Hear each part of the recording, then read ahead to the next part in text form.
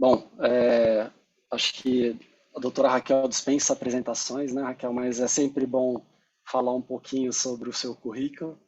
A doutora Raquel é psicóloga, é formada pela PUC, é pedagoga também e trabalhou bastante tempo aí na área corporativa de uma grande multinacional.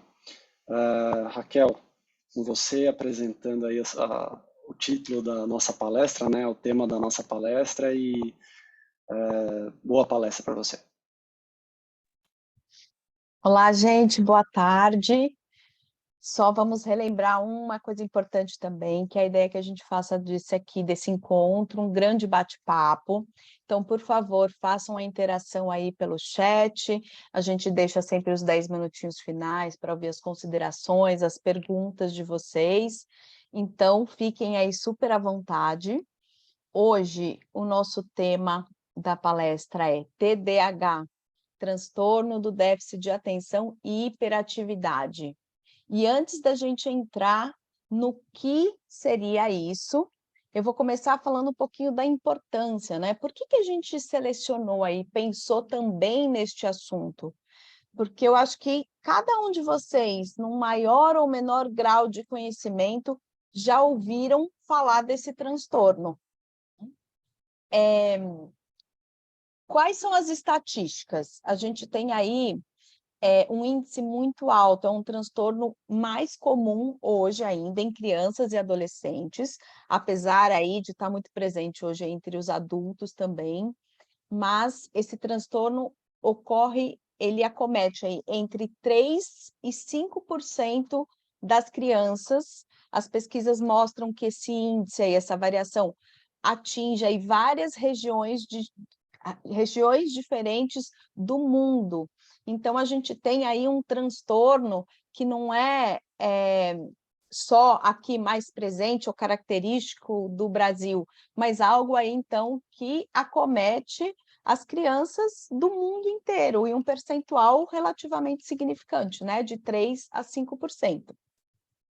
E esse transtorno, apesar de aparecer mais lá na infância, em metade dos casos, ele acompanha o indivíduo na vida adulta.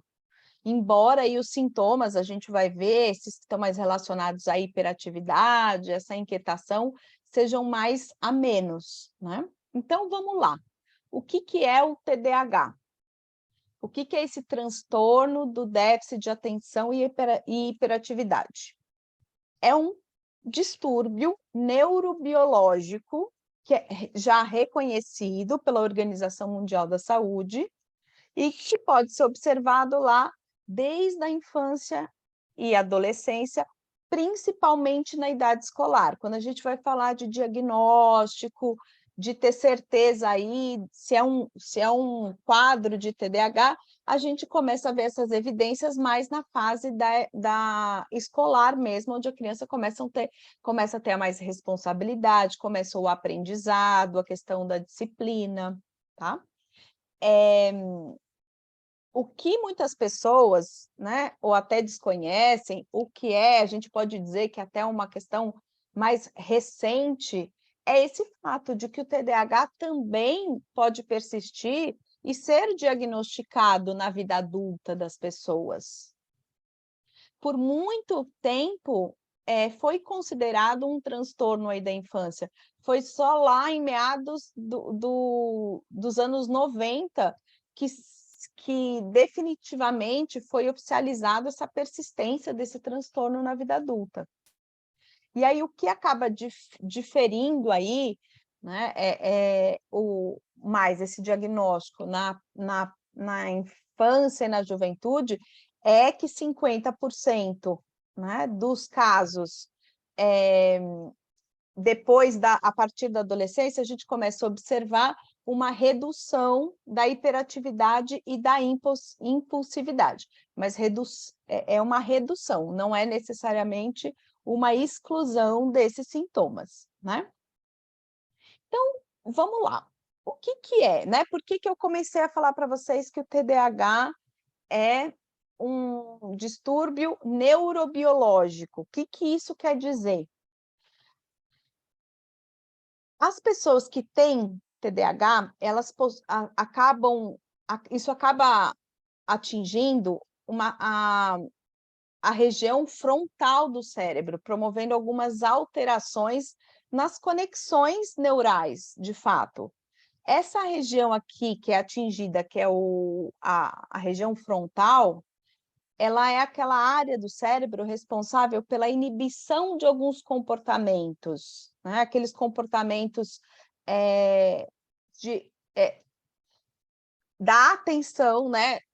É responsável, ela inibe alguns comportamentos, sendo responsável por controlar a nossa capacidade de prestar atenção, a nossa memória, o nosso autocontrole, né, que está muito ligado aí essa questão da impulsividade também, a organização e o planejamento. Então, a gente está dizendo que a pessoa que tem esse diagnóstico acaba tendo essa alteração nessa região e comprometendo aí, né, essas características aí que envolvem mais esse aspecto cognitivo. E quando a gente fala de TDAH, a gente pode dizer que esse transtorno ele se caracteriza por uma combinação, a princípio, de 2 grandes sintomas, que é a desatenção, né? A questão do foco atencional, então promovendo aí uma pessoa que se torna bastante desatenta, com dificuldade ali na atenção, no foco, na organização, no planejamento, e também a hiperatividade e a impulsividade. Então, se a gente pegar a sigla, né, TDAH, então a gente está falando de transtorno, é o T, o D, o transtorno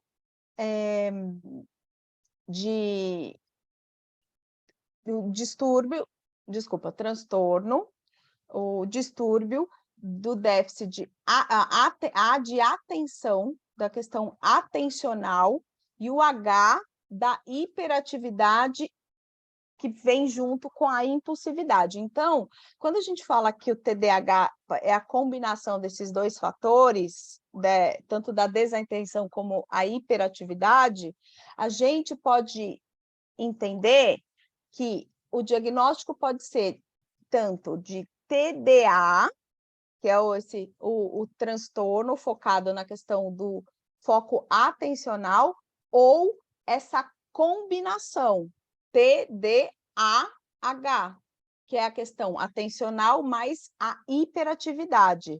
Então, a gente fala que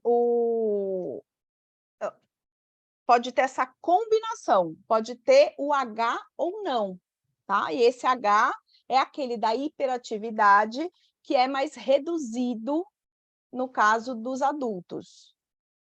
E quando a gente fala de hiperatividade, a gente sempre observa que existe uma impulsividade junto com essa hiperatividade, sendo que essa impulsividade ela pode estar presente num maior ou num menor grau, mas normalmente quando tem esse H, né, a hiperatividade, existe esse grau associado junto dessa hiperatividade.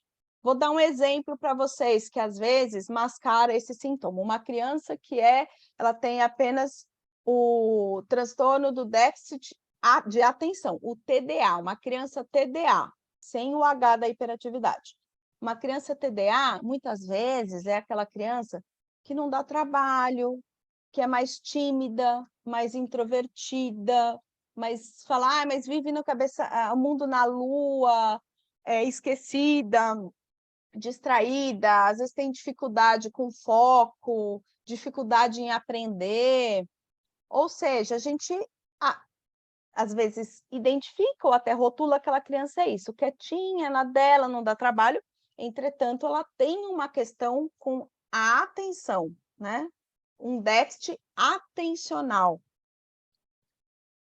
E é muito importante a gente entender também que esse transtorno ele tem um componente genético, né? Ou seja, o que isso significa?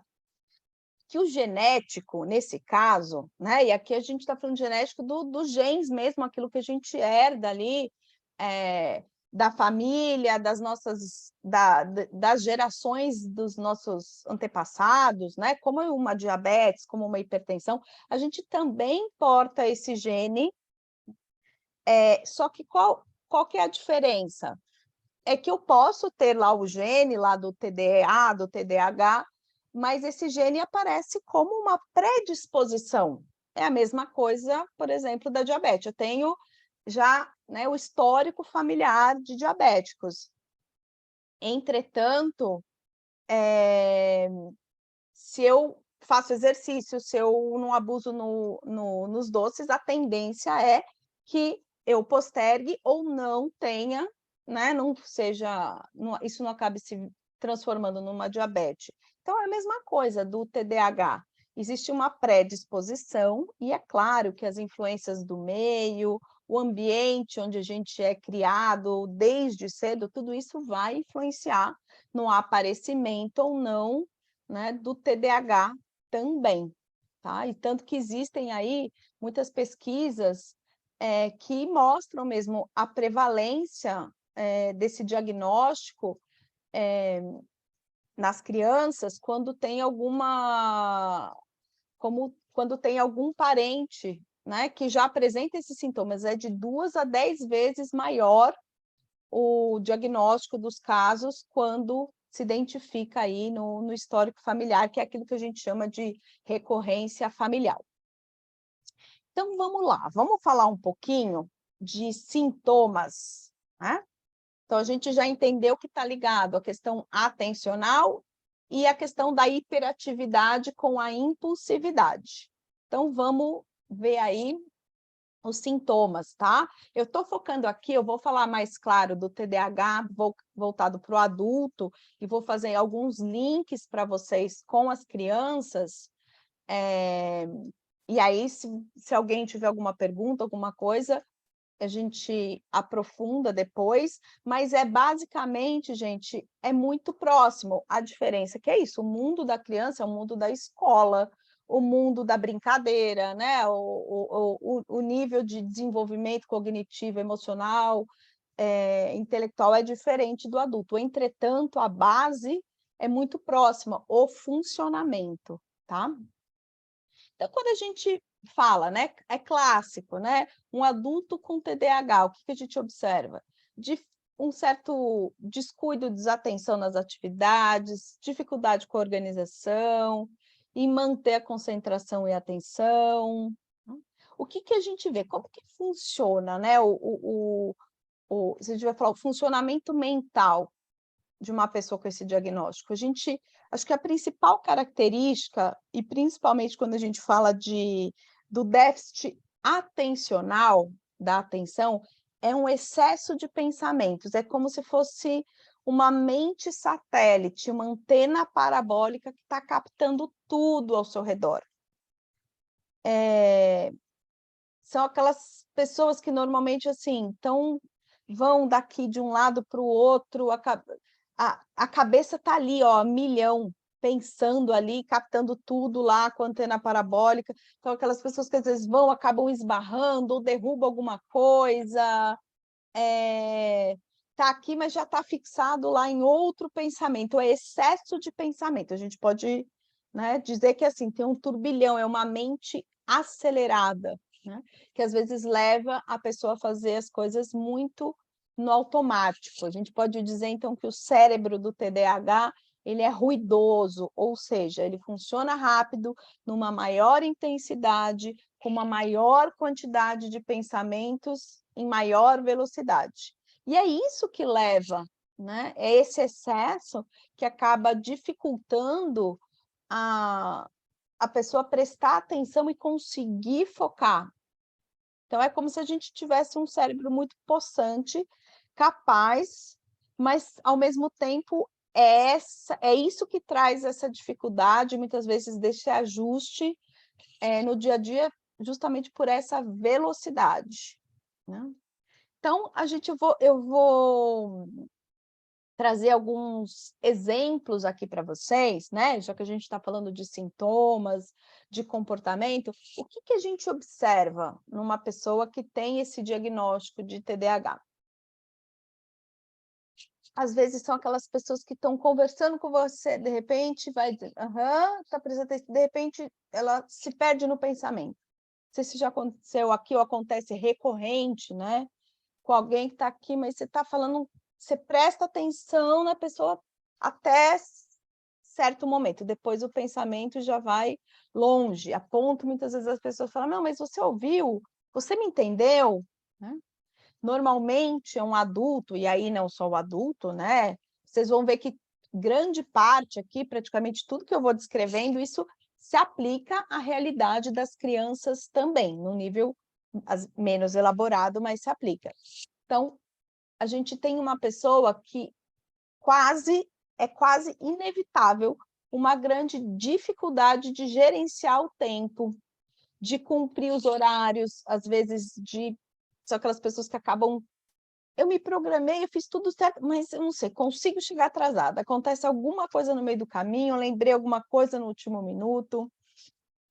Às vezes, aquelas pessoas que acabam cumprindo mesmo a tarefa, com o prazo apertado, que acaba fazendo tudo em cima da hora, elas funcionam melhor assim, não é uma maldade, não é, intencional, às vezes está fazendo as coisas e vai, às vezes é isso, vai do quarto até a cozinha, vai pegar alguma coisa, foi para pegar alguma coisa, quando vê, se distraiu, foi tomar água e acabou pegando alguma coisa dentro da geladeira. Isso, às vezes, dependendo do grau, né, desse diagnóstico, são aquelas pessoas que às vezes têm, pela própria impulsividade, um pouco essa coisa, acabam trocando de emprego muito rápido, tomando algumas decisões sem se planejar. Né? Acabei fechando uma viagem, mas planejou, pensou, fez, né? Às vezes age e depois pensa. Né? Traz também uma certa desregulação emocional, ou seja, que isso quer dizer, muitas vezes a pessoa vai daquela empolgação para uma certa irritabilidade, a pessoa fica entediada, então daquela euforia, daquela coisa, vamos, eu quero, mas daqui a pouco já está meio desconfortável, né? Então tem é isso que a gente chama de desregulação emocional. Às vezes até uma certa desmotivação, quando não tem muito desafio, com as coisas mais corriqueiras, né? Então tem um pouco dessa coisa da novidade, de ter algo diferente, ou pelo nível de dificuldade. Pode acontecer também uma certa dificuldade de gerenciar as emoções negativas, né? Ou seja, então quando a pessoa está incomodada, angustiada, ela sente aquilo tão intensamente que difícil para ela conseguir deixar de lado essas emoções mais negativas, acabando ficando aí mais presa nesse sentimento e deixando as coisas de lado. Né? É aquela pessoa que não consegue fazer várias coisas ao mesmo tempo. Ela pode até começar, mas vai ser muito difícil ela terminar. E um dos grandes desafios, né, do TDAH é a persistência, né? A persistência para combater muitas vezes essa procrastinação, que é uma procrastinação não intencional, mas acaba sendo uma pessoa que está desorganizada, tem um funcionamento mais desorganizado, mais impulsivo, se distrai, perde rapidamente o foco, automaticamente é isso, as coisas acabam ficando para os 45 do segundo tempo e parece que a pessoa é um grande procrastinador. Tá?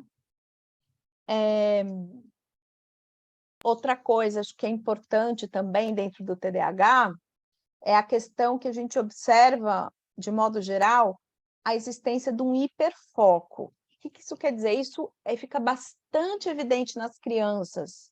Porque o que é o hiperfoco? A pessoa ela consegue desenvolver a capacidade de se concentrar mais até do que a média das outras pessoas em determinada coisa. Ela acaba, inclusive, às vezes se destacando naquilo. Ela é capaz de ficar horas muito tempo conectado a determinada atividade, ou seja, existe um excesso de foco naquilo que interessa para a pessoa. A gente vê muito nas crianças, fala, nossa, mas é TDAH, mas quando está jogando determinado jogo, ou fazendo isso aqui, é mais concentrado que qualquer criança. É isso mesmo, faz parte do diagnóstico. Claro que o adulto, né, a gente, dentro da maturidade, das obrigações, da rotina, esse hiperfoco pode até existir um interesse, um hiperfoco, mas isso às vezes acaba se diluindo diante das responsabilidades, né? Então, por isso que a gente fala também, de modo geral, que o TDAH, ele tem uma tendência a, a se expor em situações de risco, né? Porque ele tá sempre em busca dessa coisa mais desse prazer imediato. Então, a gente observa muitas pessoas que têm aí certa compulsão alimentar, ou aquela compulsão por compras, ou por drogas, enfim, um comportamento compulsivo de modo geral, né? De modo geral, são essas pessoas que acabam agindo ali no impulso, buscando então esse prazer imediato, e acaba se colocando em risco sem perceber, né? Ou agindo a isso. São aquelas pessoas que acabam indo no automático e acabam onde que elas são desastradas, acabam esquecendo as coisas pelo caminho, né? Raquel, posso te Oi, interromper desculpa. rapidinho? Claro, Tá me ouvindo? tô ouvindo. Então tá. A Eli mandou uma pergunta aqui que eu acho interessante. Ela perguntou da seguinte forma: queria saber se atividades como yoga podem ajudar. E numa outra pergunta seria sobre aquelas pessoas que são repetitivas, que contam uma história e na sequência repetem. Seria uma característica do TDAH? Então vamos lá. Começar pela segunda pergunta. Essa questão das pessoas que são repetitivas, né? Ficam voltando no mesmo ponto. Não costuma, esse comportamento não costuma ser do TDAH. O TDAH é muito mais esse perfil de que está falando com você, já mudou de assunto, já dispersou, tem uma dispersão, ele não fica, a não ser que tenha algum interesse, alguma coisa de voltar, uma intenção ali, mas não é de modo geral, não é esse o funcionamento, né? Agora, a pergunta do exercício físico, né? Eu deixei lá para o final umas dicas, né, para vocês, mas a primeira, dentre elas, está a questão do exercício físico, né? A gente já sabe, de modo geral, os benefícios na produção aí dos neurotransmissores, para a vida, de modo geral, para regular a satisfação, o equilíbrio, tudo. E o TDAH diria que é indispensável, porque ajuda muito, tanto na questão dessa liberação dessa energia, na própria regulação do sono, porque tem essa questão ansiosa, essa questão muito, né, esse cérebro que está sempre pensando, atropelando as coisas. Então, o exercício ajuda também a trazer, a deixar a pessoa mais centrada, a equilibrar, a ter uma noite melhor de sono. Então, é maravilhoso, né? Acho que quando a gente diagnostica isso, o próprio profissional da saúde enfatiza isso, a importância do exercício físico como parte do tratamento.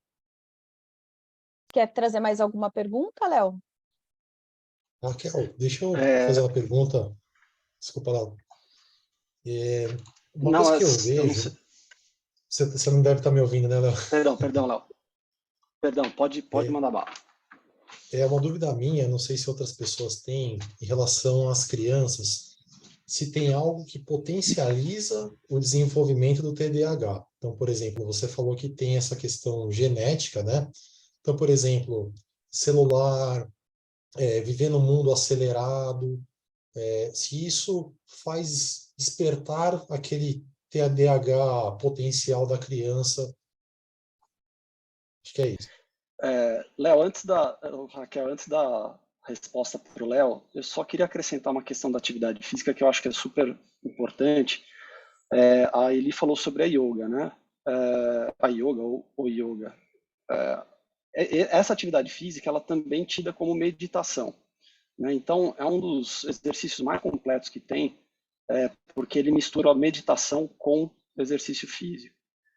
Essas duas atividades, o que elas fazem? Elas potencializam o lobo pré-frontal. Pré-frontal que a Raquel acabou de dizer, que é onde é responsável pelo sistema de atenção do corpo humano.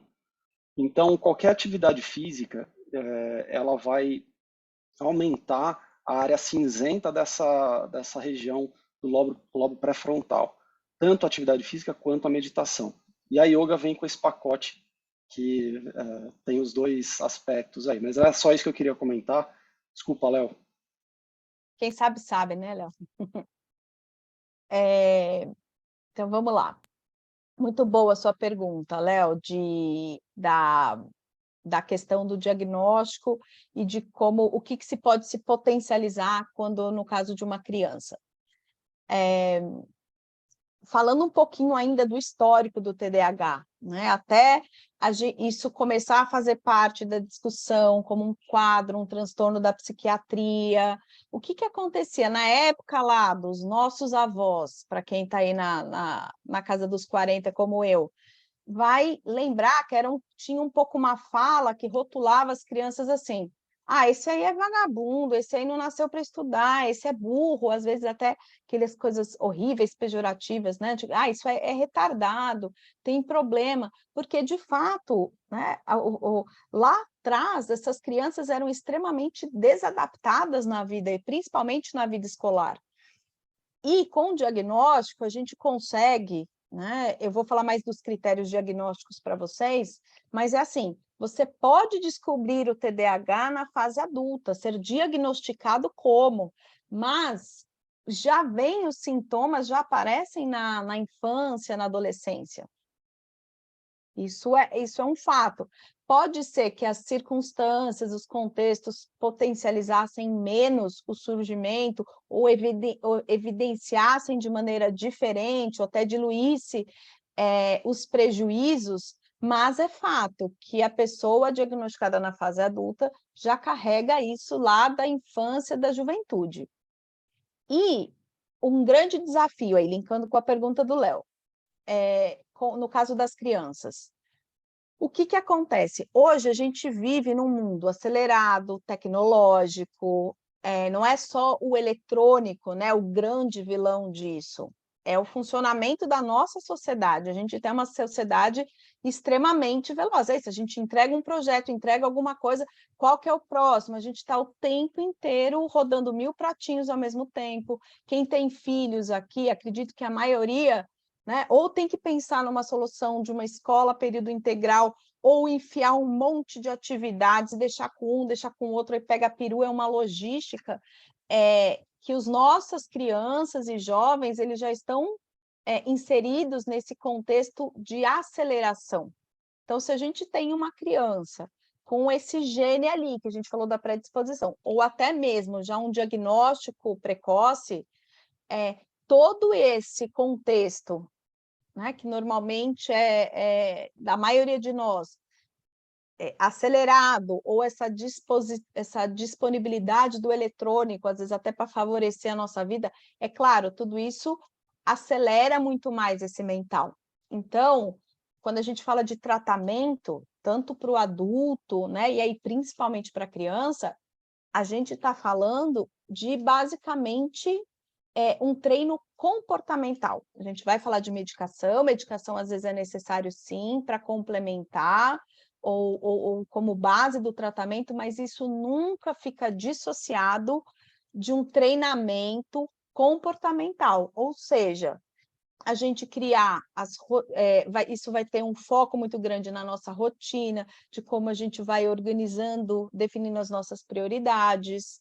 Então, Léo, quando a gente tem aí, né, para concluir sua pergunta, uma criança com esse diagnóstico, a gente vai ter que ter muito cuidado, muita atenção nos estímulos e como a gente vai dando essa rotina, esse enquadre para ela no dia a dia. A Joelma até fez um comentário aqui, Raquel, dizendo que ela é mãe de um menino com TDAH, que ela descobriu porque ela não aceitava que o comportamento dele era normal de menino, né? E ela está colocando aqui, né, que ele acaba tomando medicação e faz atividade física e terapia, ainda assim é desafiador. Uhum.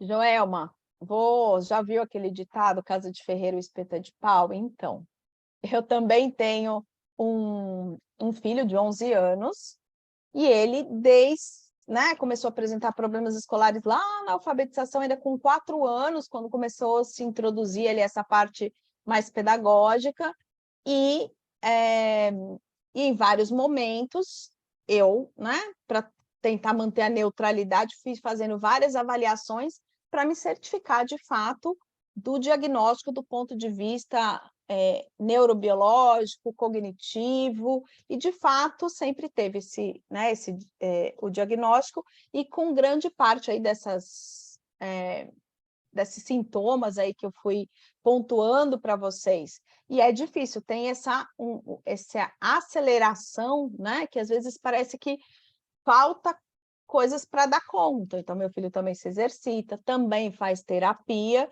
mas tem algo que é do funcionamento dele. Você colocou aí que é desafiador, né? Eu acho que você usou muito bem aí esse adjetivo, que é um desafio. E é um desafio não só para nós, é um desafio para eles também, porque isso gera uma ansiedade muito grande. Esse atropelo, quando, seja uma criança ou seja um adulto, quando eles estão ali. Então, alguém está falando, eles atropelam, eles não conseguem esperar a vez deles no jogo. Tudo isso é muito difícil. E é claro que dentro de casa, isso aí consegue se potencializar. Eu brinco com meu filho, 11 anos, ele consegue abrir o tampão do dedão dentro de casa. Ele consegue coisas que eu brinco, entre aspas, uma criança normal não vai fazer.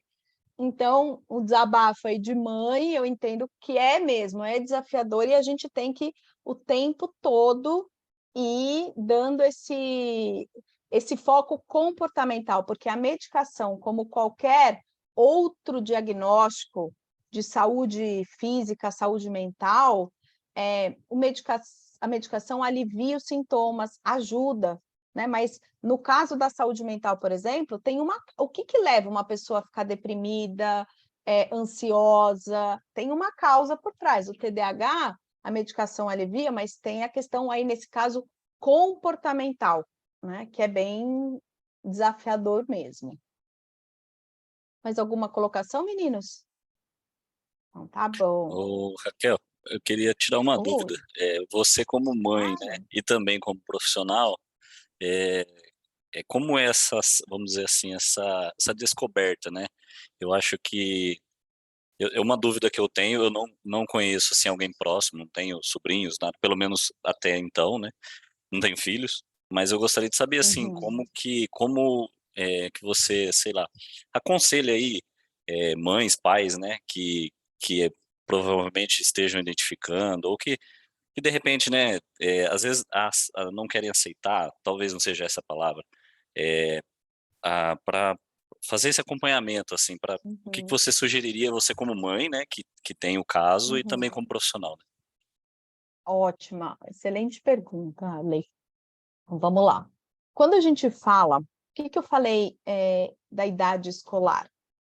Porque para a gente fechar de fato um diagnóstico, é muito incipiente a gente falar, seja qualquer quadro, tá? Um quadro do espectro autista, alguns diagnósticos, é muito cedo a gente falar para uma criança de 3, 4, 5 anos, às vezes até 6 anos.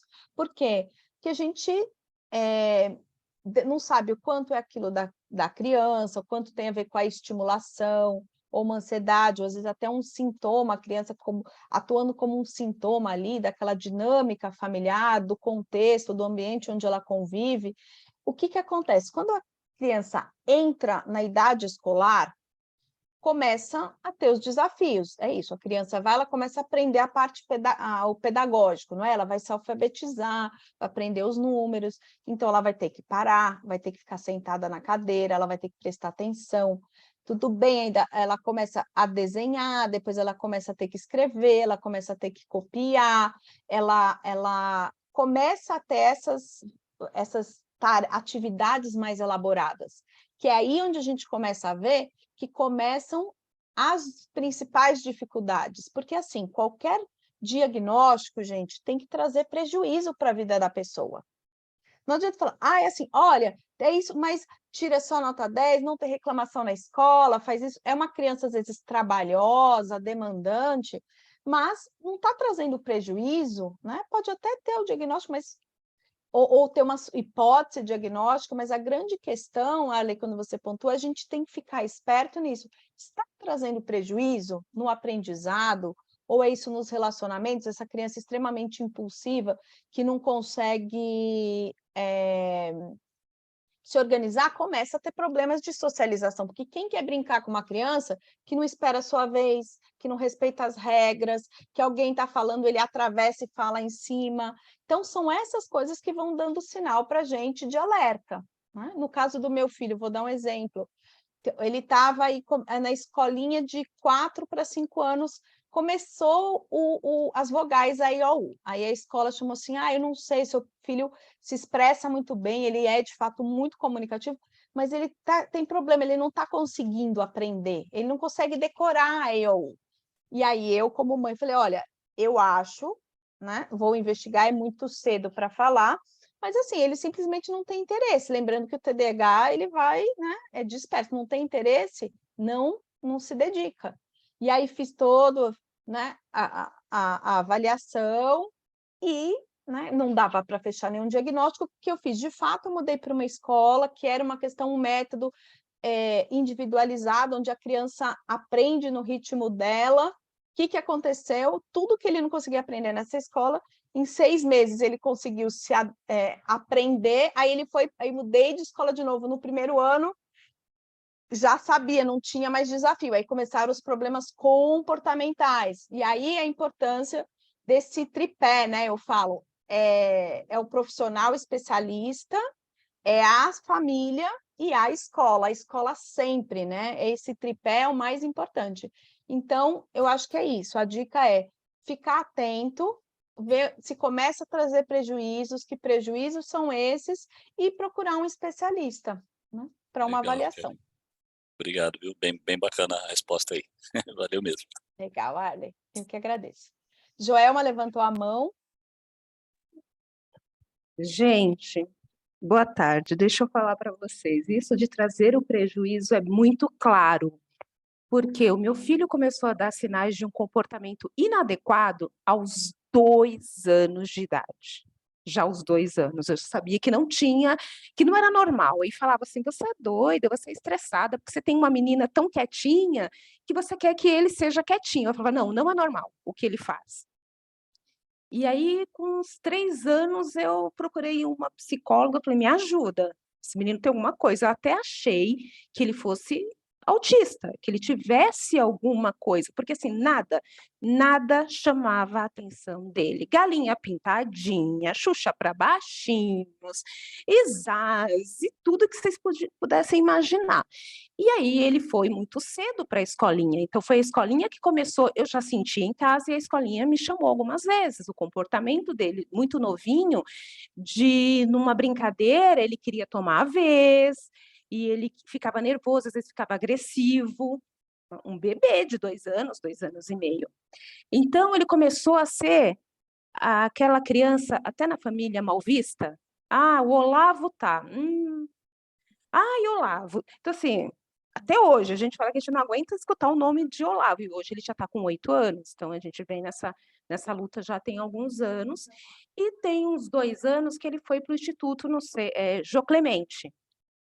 fazer uma avaliação neuropsicológica, para saber, né, porque eu falava para neurologista, porque eu mudei, aí eu descobri que ele tem problemas neurológicos também, funcionamento cerebral, e uma série de coisas. Ele toma medicação controlada, que é o que se toma para epilepsia, ele não é epilético. Mas o que chamou minha atenção um dia foi que eu falava assim: "Olavo, por que você não consegue se controlar? Pelo amor de Deus". Ele falou: "Mãe, tem alguma coisa na minha cabeça que me deixa agitado". Ele conseguiu verbalizar até então, né, já há alguns anos lutando, e aí eu fui, fiz realmente os exames, então neurologicamente ele tem esse distúrbio, para isso que ele toma medicação, a gente está terminando, então assim, algumas áreas cerebrais já estão em níveis normais, digamos assim, o que a médica me explicou, mas ele está finalizando essa parte da medicação. A intenção é que ele não tome mais, só que ele precisa muito da questão comportamental. Ele agora, no Natal deste ano, é que ele conseguiu jogar Monopoly, um jogo onde você perde dinheiro, você tem que comprar, ele conseguiu pela primeira vez em 8 anos de vida jogar e não quebrar um jogo, e não atrapalhar todo mundo, e não ficar nervoso. Você via que ele estava nervoso, a expressão dele querendo chorar, mas ele se controlou. Então, essa questão do controle, ele já vai começando. Mas, assim, é uma saga de 2 anos que eu comecei a ser chamada na escola, também troquei de escola, né, procurando uma escola que entendesse mais. Então, assim, o que eu quero dizer é que, quando a gente começa a ver essa questão do prejuízo, a criança mal vista, a criança que todo mundo começa a rotular, que é o desesperador para a família, né, principalmente para a mãe. Eu acho que mulher, tem mais esse olhar, o homem: "Ai, menino, você quer que o menino", não, mas é realmente, e ele verbalizou que ele sentia alguma coisa, então quando eu vejo alguns adultos muito agitados, eu penso assim: será que essa pessoa não teve um diagnóstico? Podia ver se, né, se tem aí uma questão", porque é complicado e até ele conseguir verbalizar o que ele sente, hoje ele verbaliza melhor. Então, assim, uma técnica que ele desenvolveu, né, muito interessante isso. "Estou nervoso, estou agitado, vou montar Lego". É uma coisa que ele se concentra e ele consegue na hora que ele está nervoso. Que ele está muito agitado, ele já sabe, né. Então, assim, é bem interessante o E tratamento que é e o diagnóstico. resultado, né, Joelma? É, Exatamente, acho que você está dizendo aí o seu depoimento como mãe, nada melhor do que quando a gente vive na pele, né? Acho que a Joelma foi aí trazendo para nós, retratando exatamente uma criança com, né, com este diagnóstico. Talvez aí ela trouxe, claro, o grau, a potencialização ali dos sintomas, é claro que existem, como qualquer diagnóstico, uma variação, mas ela isso. trouxe já retratou fielmente aí exatamente, como acaba funcionando, né, uma criança, mas ela trouxe também outra coisa muito legal, que é o resultado. Se por um lado tem uma rotulação, de fato é isso, e lá vem, chegou o fulano, Ih, o Olavo agora chegou, meu Deus do porque céu. porque a criança TDAH é uma criança barulhenta, ela não brinca, ela é barulhenta, ela é isso. O exemplo que eu dei, meu filho chega com hematoma dentro de casa, né, não fez lugar nenhum. Eu não sei, pulou na cama, tá ali, dentro né, dos recursos, eles conseguem, causar, né, para quem está olhando de fora. Mas, como ela disse, traz um sofrimento também, e a questão comportamental é isso, e não só o comportamental, né, ele aprender, quando ele começa a nomear, eu já sei, já está me vindo aquela frustração, aquela ansiedade, estou ficando nervoso, eu já sei o que que me deixa nervoso, eu vou jogar, eu vou fazer alguma coisa. Então é muito legal. E ele, apesar de, né, de todo essa saga aí que a Joelma compartilhou, ele tem só 8 anos. Então ele está muito bem, eu acredito, Joelma, dentro de todo Melhorou esse muito. investimento no cuidado com ele, ele está realmente, progredindo bastante, porque uma criança de 8 anos, que está no início lá da idade escolar, conseguir nomear isso, ele está fazendo um bom treino comportamental, né? Que é uma das coisas mais importantes. Raquel, Então, assim, E fica a dica, nem sempre uma criança barulhenta, birrenta, é porque ela quer, né, Uhum. e é muito triste ver que, com certeza, muitas crianças sofrem a rotulação familiar por falta de conhecimento. E outra coisa Perfeito, Joelma. importante aí, Joelma, que você fala, que linka também, que é a exposição, esses rótulos, ou a própria criança se vê nesse lugar, que assim, o limiar dela de tolerância, de frustração, é baixo, né? E isso não é uma escolha, só uma questão de disciplina, de educação. Isso vai afetando o quê? A autoestima, né? Então, a própria criança, ela não entende por que os outros não estão compreendendo ela, porque ela não consegue ser igual às outras pessoas, né?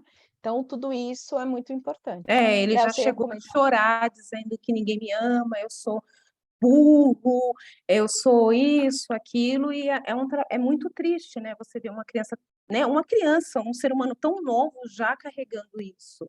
Então, é aquilo que eu falei, não era normal, nunca foi, e eu fui realmente atrás, enfrentei alguns desafios familiares por conta disso, por ter certeza, não é normal. Este comportamento não é normal. E tudo isso para quê? Não é para que eu viva uma vida mais tranquila na infância dele, é para que quando ele chegue na idade adulta, ele consiga. Então, hoje ele já sabe, estou nervoso, eu vou me distrair com isso, com aquilo. E muitos adultos, às vezes, explodem, têm uma vida conturbada porque não aprenderam a lidar com esses sentimentos e saber qual é, né, o gatilho, aquilo que te tira do eixo. Que numa criança com TDAH é muito, né, muito sutil. E para piorar, o meu filho tem outro transtorno, ele tem o TOD, transtorno opositor desafiador. Então, é um desafio. Então, assim, eu sei que a questão de terapia comportamental nele vai seguir aí por muitos e muitos anos, e, enfim, até na idade adulta que ele decida fazer. Mas uma coisa boa, a gente descobre, meu filho é excelente com cálculos. Ele monta coisas incríveis com Lego. Ele montou, gente, um dia, um navio petroleiro com Lego. Ele conseguiu sozinho. Então, assim, a professora, algumas pessoas falam, nossa, ele é tão inteligente, ele é tão astuto para algumas coisas. Mas a questão comportamental ele não consegue. E é isso que a gente sempre fala para ele. Então, tudo isso é para que na vida adulta, quando eu não estiver aqui para protegê-lo, ele consiga realmente, né, tirar o melhor dele. Porque ele não tem só isso, ele tem muitas coisas boas. Mas o legal de você ver como que o acompanhamento todo que ele faz e a possibilidade que outras crianças têm ou tudo mais, se fizesse acompanhamento, como que abre essa visão até de quem sofre desse transtorno, né? Porque a pessoa já conseguir nomear e encontrar ali as válvulas de escape, de concentração, e isso é de um ganho tremendo. Muitas vezes, né, Camila, nem o adulto, às vezes o adulto não está nesse patamar, nesse estágio de se reconhecer, de Exato. perceber, né? Exato. É um trabalho que se aplica, né? Isso a gente fala da criança, mas se aplica mesmo, né? É uma dica e um encaminhamento para o próprio adulto também. Ô, Léo, Raquel, você eu ia mandei falar alguma coisa? Oi. Eu só Oi, ia Camila, pode sintetizar falar. a pergunta da própria Camila, para juntar o que a Laís falou e fazer a pergunta da Camila lá no chat, que eu acho muito importante, que é uma questão que muita gente tem dúvida. Só vou fazer um fechamento rapidinho. O que a Joelma falou, o relato da Laís é muito parecido, essa questão do julgamento, de quem está de fora. Uma coisa que a gente pode tirar dessa reunião de hoje é o não julgamento, né? Porque só quem sabe, não é tão fácil. Tem um amigão que ele tem TDAH, a filha dele tem TDAH também. E falando do esporte, da atividade física, às vezes a gente estimula e tem que estimular mesmo, porém, às vezes fica muito arriscado, né? Então, essa menina, com 5 anos, ela faz cada coisa que você não imagina. Ela faz ginástica, anda de bicicleta super bem, mas acaba se colocando em alguns riscos mais elevados por essa questão do hiperfoco, né? Então, tomar cuidado, porque tem o outro lado também, o lado saudável, mas se colocar em situação desafiadora. Mas só fazendo a pergunta que a Camila fez, se a Camila quiser complementar, a questão da medicação, Raquel, porque hoje em dia é muito comum o pessoal medicar e o pai nunca sabe, será que ele precisa mesmo medicar? Até que ponto é seguro? Até que ponto é um exagero? É muito cedo? Eu não sei se é esse ponto, Camila, você pode complementar. Não, seria a respeito disso mesmo. Se até onde há necessidade do medicamento ou alternativas paliativas podem ser utilizadas? Uhum. Excelente pergunta, Camila. A má notícia é que não tem uma resposta pronta, única, né, que se encaixe nisso. Eu acho que é isso, né? Cada criança, cada pessoa, ela tem um funcionamento, e o principal que a gente tem que estar atento é nisso, nesse apontamento dos prejuízos, do risco, a própria, inclusive, integridade física, mental da criança, e a gente ir acompanhando, né? Assim, eu acho que assim, a intervenção comportamental, quanto antes ela acontecer, mais rápido a gente vai ver as mudanças e os resultados. Então, por que eu estou falando que não tem uma resposta pronta? Porque, assim, vou te dar de novo o exemplo do meu filho. Né, olha lá, psicóloga, eu falei, não, eu não vou com 7 anos sair medicando meu filho, porque começou a idade escolar, a escola já está reclamando que não para, que não senta, que perde material, que tumultua. Então, eu resolvi fazer um treino muito forte, comportamental, com terapia, com a escola. E aí, o que acontece? Eu fui vendo as melhoras, e de fato houve as melhoras, e aí chegou um momento que aumentaram-se os desafios, aumentaram-se as dificuldades também, aí eu fui acionar a medicação. Então, claro, com a bagagem que eu tenho, eu me senti mais confiante para fazer esse caminho do comportamental primeiro e associar depois a medicação. Mas é muito importante que a gente procure e tenha um profissional da área da saúde de confiança, porque as pessoas não têm esse conhecimento, são leigas, então a gente tem que observar o nosso filho, ver o nível de comprometimento e alinhar com esses profissionais da área da saúde para ver essa questão da medicação. Até porque, Camila, não é assim, de novo, vou trazer o meu caso, e é o que eu vejo também no consultório.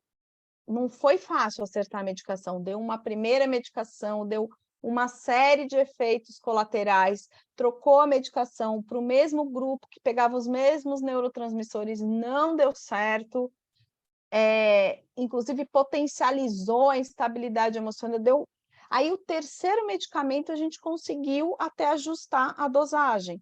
E normalmente criança, como até o próprio caso aí da Joelma trouxe o depoimento, a ideia não é assim, daqui para frente vai tomar essa medicação. É fazer o teste, à medida que vai amadurecendo e desenvolvendo, tentando retirar a medicação.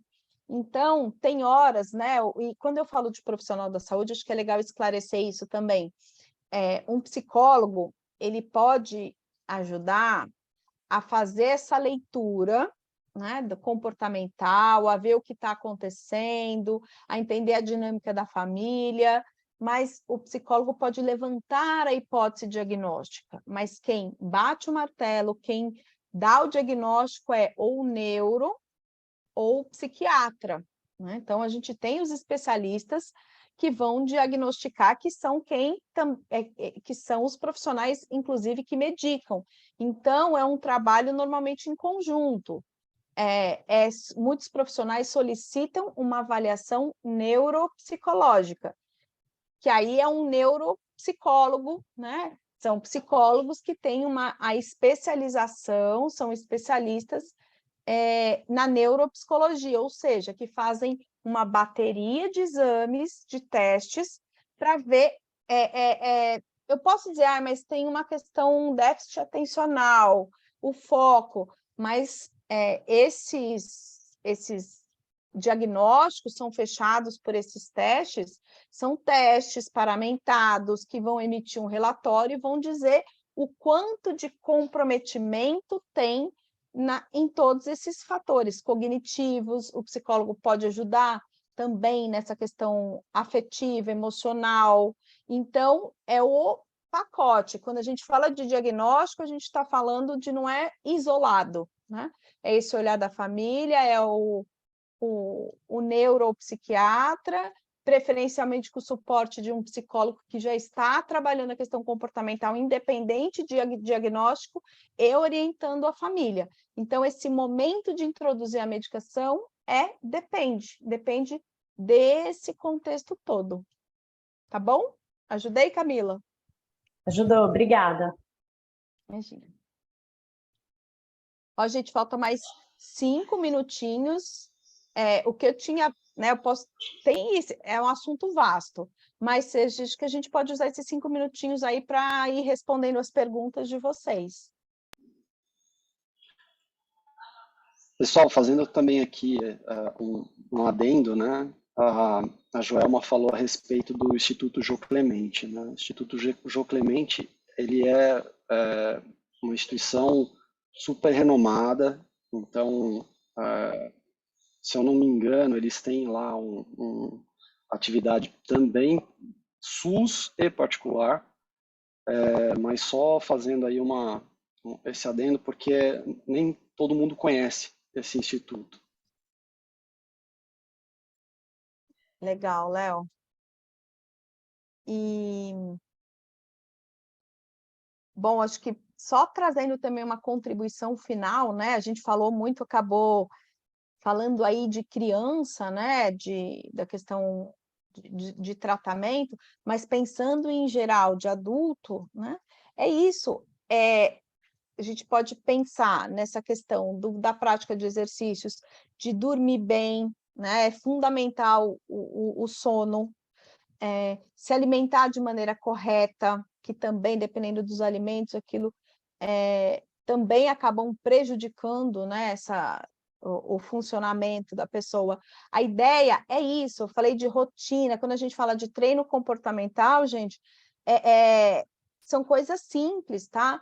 Criar ali um espaço de trabalho, deixar na mesa só o que vai usar, retirar aquele tanto de estímulo, descobrir se você vai usar uma agenda, se você é importante te definir lá as prioridades. Algumas pessoas vão fazer uma lista para fazer um checklist, ou de repente colocar despertador no celular, cronômetro, estabelecer prazos, né? Bom, isso aqui eu vou fazer, eu vou ter uma rotina. O ideal é não ficar cada dia eu vou fazer uma coisa diferente, estabelecer uma rotina mais engessada, tempo para fazer cada atividade. Ai, me perdi, era para fazer em 15 minutos, então eu continuo, atravesso a próxima atividade, quando eu fui ver, de 5 atividades no dia, eu fiz uma. Não, então se planeja, vai monitorando o seu tempo, se organizando para ir também ajudando nessa programação mental, nesse condicionamento comportamental, né? E aí cada um vai descobrindo o seu jeito, de repente vai colocar etiqueta, vai colorir, vai fazer alguma coisa que ajude a criar esse atalho, esse link para a gente.